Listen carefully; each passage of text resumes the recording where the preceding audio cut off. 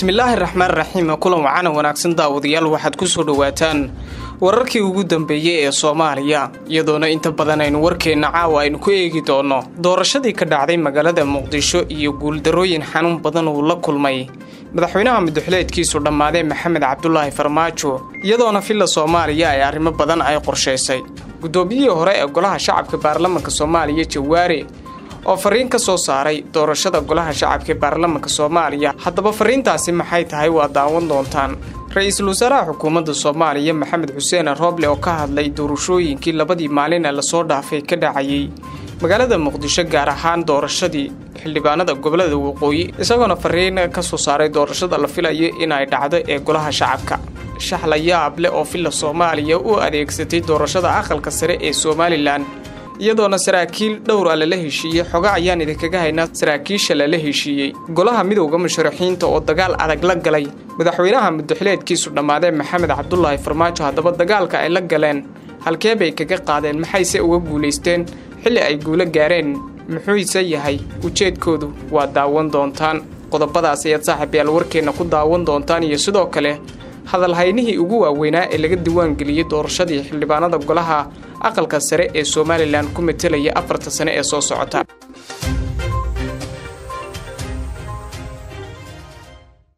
doorashadii kuraasta aqalka sare ee gobolada waqooyi ayaa maanta waxaa lagu soo gabagabeeyay teendhada ee Fisooniya magaalada Muqdisho halkaasi oo lagu doortay 11 sanatar oo ka tirsan aqalka sare ee Soomaaliya 4 sano ee soo aadana ku metelaysa Somaliland aqalka sare ee baarlamaanka Soomaaliya doorashadaasi ayaa inta badan waxa looga adkaaday musharaxiinta aqalka sare ee uu taageerayay madaxweynaha Maxamed Cabdullaahi Farmaajo iyadoo ay soo baxeen kuwa badan oo ka soo horjeeda sida Cismaan Abukar Dube iyo Professor Cabdi Ismaaciil Samatar ku-xigeenkii hore xeer ilaaliyaha qaranka Soomaaliya garyaqaan Dr. Mukhtaar Nuur Abukar ayaa sheegay in sababta guuldarada Farmaajo ay tahay iyada oo meesha ay ka baxday awoodii filla Soomaaliya kadib markii ra'iisul wasaare Maxamed Xuseen Rooble uu diiday faragelin hal dhinac ah oo ka dhacda doorashooyinka dalka qorshe ayay diyaarsadeen filla Soomaaliya laakiin taas bedelkeeda waxa ka hortagay ra'iisul wasaaraha dalka Maxamed Xuseen Rooble oo jideeyay hanaanka daahfurnaanta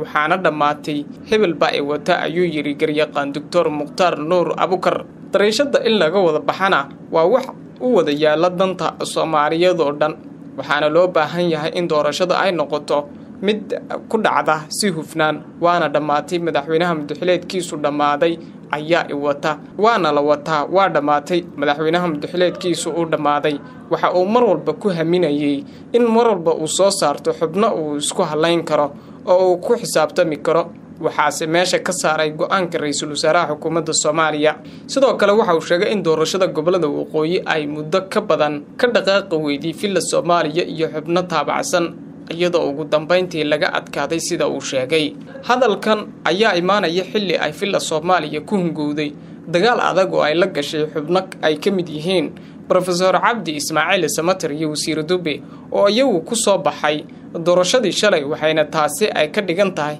in dagaalka laga adkaaday madaxweynaha madaxweyneedkiisu dhamaaday ee Maxamed Cabdullaahi Farmaajo dhanka kale intayna filla Soomaaliya ka bixina filla Soomaaliya ayaa adeegsatay shax macquul ah oo ay doorashada golaha aqalka sare ee Somaliland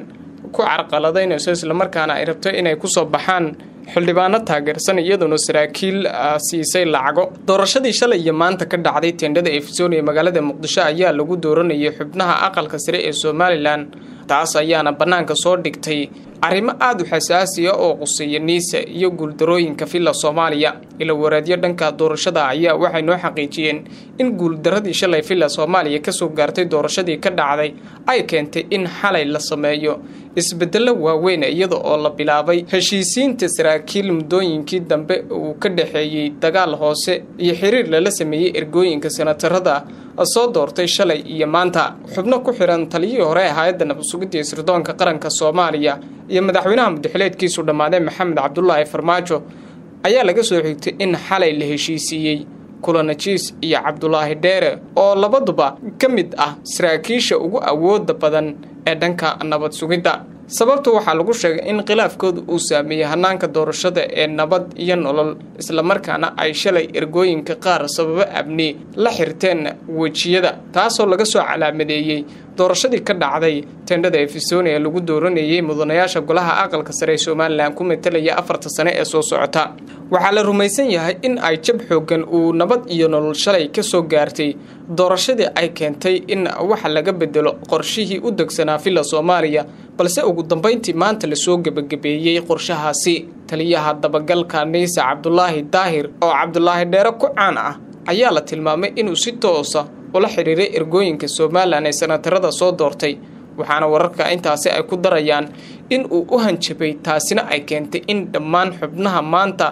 doorashada ku soo baxay ay yihiin kuwa ay doonaysay fila Soomaaliya inkastoo qaarkood ay ka soo horjeedaan maanta doorashadii ka dhacday waxaa la arkayay in aysan ahayn sidii shalay oo ergooyinka ay wajiyada u xirnaayeen iyadoona dad badan ay su'aalo ka keeneen arintan ayaa imaanaysa xilli madaxtooyada ay isku keentay labada sarkaal ee dagaalka ka dhaxeeyay Kulanajiis iyo Cabdullaahi Dheere taasna ay keentay in ergooyinka qaar ay maanta si nadiif ah u codeeyaan Kulanajiis iyo Cabdullaahi Dheere ayaa muddo 3 sano ka badan ishayay khilaafkooda waxaa u malaysaa in la soo afjari doono walow Cabdullaahi Dheere uu keenay shuruudo adag oo la hordhigayo dib u heshiisiinta labadaasi nin labadan sarkaal ayaa la tilmaamay in isqabqabsigoodu salka ku hayo arrimo beeleeda iyadoo Cabdullaahi Dheere uu qaraabo la yahay Axmed Maxamed Islaam Axmed Madoobe halka Cabdullaahi Kulane uu ku hayb yahay madaxweynaha madaxleedkiisu dhamaaday Maxamed Cabdullaahi Farmaajo ra'iisul wasaaraha xukuumadda Soomaaliya Maxamed Xuseen Rooble iyo xubno ka mid ah mucaaradka ayaa sidoo kale lagu soo waramayaa in ay si dhow ula socdaan dhaqdhaqaaqa Cabdullaahi Dheere iyo Kulanajiis madaxweyne Maxamed Cabdullaahi Farmaajo iyo Fahad Yaasiin ayaa sanadihii ugu dambeeyay waxa ay doorashooyinka u xilsaarayeen labadan sarkaal inkastoo oo ay doorashadana ay si weyn uga duwan tahay tii maamul goboleedyada ka dhacday ee lagu dooranayay xubnaha golaha aqalka sare baarlamaanka Soomaaliya dhinaca kale qayb ka mid ah cadaadisyadii baaqyadii iyo dadaaladii midowga musharaxiinta Soomaaliya ayaa hirgelay kadib markii ay qasab ka dhigeen in hoos loo dhigo faragelintii ay Farmaajo iyo Fahad Yaasiin la damacsanaayeen doorashooyin gaar ahaan kuraasta aqalka sare ee hadda gabagabada maraysa iyadoo maamulada qaar ay kuraasta aqalka sare qaar ku dhiman yihiin mucaaradku waxay in muddo ah dalbanayeen in Farmaajo faraha kala baxo maamulka doorashooyinka dalka isla markaana uu ku ekaado musharaxnimadiisa waxa ayna si xoogan u soo jeediyeen in ra'iisul wasaaraha lagu wareejiyo hanaanka amniga iyo doorashooyinka taasoo ugu dambeyn hirgashay bilowgii bishii May mucaaradku waxa ay madaxda dowlad goboleedyada dalka cadaadis ku saareen in ay qabtaan doorashooyin aysan faragelin ku haynin madaxtooyada iyo hay'adda nabad sugidda sirdoonka qaranka Soomaaliya madaxweynaha madaxleedkiisu dhamaaday Maxamed Cabdullaahi Farmaajo iyo Fahad Yaasiin ayaa si gooniya faragelin ugu hayay doorashooyinka ka kala dhacay qaar ka mid ah maamul goboleedyada dalka taas ayaa iyadana waxay horseeday in Jubbaland Puntland iyo Hirshabelle ay ka soo horjeestaan inta badan kooxihii ay wateen madaxweyne Farmaajo iyo Fahad Yaasiin mucaaradku waxa ay dadaal kasta ku bixiyeen in ay ka hortagaan damicii madaxweyne Farmaajo ee ku aadanaa in uu boobo dhammaan kuraasta Soomaaliland isagoo arrinkaasi u adeegsanaya Mahdi Guuled ra'iisul wasaare ku-xigeenka dalka iyo siyaasiyiin kale isla markaana doorashada aqalka sare ku qabto iskool bulshada taasi oo iyana ay ka hortageen golaha midowga musharaxiinta oo ay soo jeedintooda ay sheegaysay in 6 kursi oo shalay lagu doortay Efesoni midkoodna uusan Farmaajo dhankiisa ahayn midowga musharaxiintu waxay bishii January ee bilowgii sanadkan soo jeediyeen in doorashada xildhibaanada labada aqal ee ka soo jeeda Soomaaliland lagu qabto teendhada Efesoni si ay u noqoto mid daahfuran oo fargelin la'aan ah oo ka madax banaana Farmaajo iyo in ay goobjoog ka noqdaan wakiilada beesha caalamka taasi oo sidii ay u dhaheen u dhigantay ugu dambeyntii maamulada koonfur galbeed Soomaaliya iyo Galmudug ayaa u muuqda in doorashooyinka aqalka sare oo ay qabteen ay madaxtooyadu saameyn ku lahayd sidaas oo ay tahay waxa ka burneyd ama ka saameyn badnayd doorashooyinka ka kala dhacay Hirshabelle iyo magaalada Muqdisho ee lagu kala dooranayay sanatarada aqalka sare labadaasi maamul ku metelaya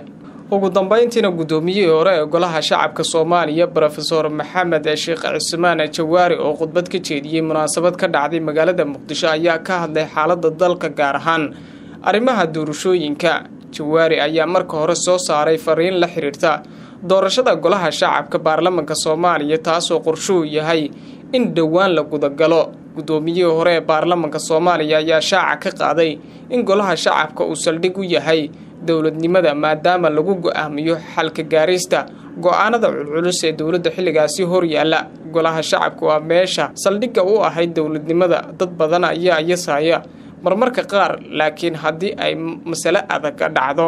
meesha la eeganayo waa golaha shacabka oo la leeyahay go'aan ka gaara arrintaasi oo xaliya ayuu yiri Professor Jawaari sidoo kale waxa uu intaasi ku daray in loo baahan yahay in xubnaha la soo xulayo ay noqdaan kuwa leh karti iyo aqoon si loo doorto xildhibaano tayo leh waxa uu sheegay in xildhibaanadaasi loo baahan yahay inay dalka u jeeyaan dawladnimo tayo leh isla markaana kalsoonidooda ay shacabka siiyaan hadalkan gudoomiyihii hore ee golaha shacabka ayaa waxa uu ku soo aadayay iyadoo ra'iisul wasaaraha xukuumadda Soomaaliya Maxamed Xuseen Roble uu amar ku bixiyay in si degdeg ah loo bilaabo qabashada doorashada golaha shacabka ee baarlamaanka Soomaaliya si kastaba doorashooyinka Soomaaliya ayaa haatan maraya meel wanaagsan waxaana hadda heer gabagaba la jooga doorashada aqalka sare oo marxalado kala duwan laga soo maray ra'iisul wasaare Maxamed Xuseen Roble ayaa kala hore waxa uu sheegay in doorashadan ay noqon doonto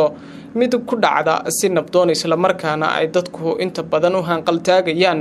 doorashada golaha shacabka ee xilligani la wada sugayay inay dalka ka bilaabato guud ahaan daawadayaal warkii xilligan aad halkan kala socoteen waa naga inta tan iyo kulantii dambe nabadgelyo